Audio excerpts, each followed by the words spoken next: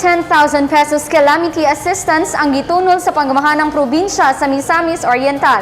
Pinaagi sa Provincial Social Welfare and Development Office ngadto sa nasunugang pamilya sa lungsod sa Villanueva.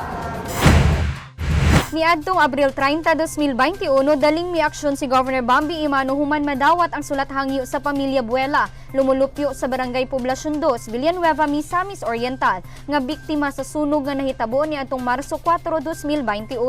Naugdaw ang ilang panimalay ug ang pinakasakit, mikalas pa sa kinabuhi sa laing duha ka kauban nga nagpangidaron og 30 ug 3 anyos. Gitubag gilayon kini ni Governor Bambi kundiin gitunol ang calamity assistance sa pagpanguna ni Board Member Verhelia Bebing Dumadag, isip representante ni Governor Bambi.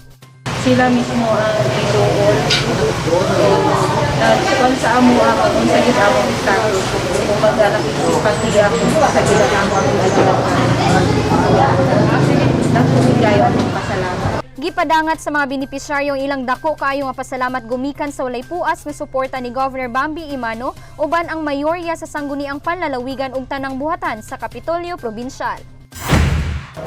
Gumikan ang iyang kasing-kasing kanunay anaa sa kinabag-an. Gibati ug maayo ni Governor Bambi Imano ang dili tiaw nga kasakit nga nasinatian sa pamilyang nasunugan ug nanghinaot kini nga sa labing daling panahon makabangon sa hingpit ang maong pamilya.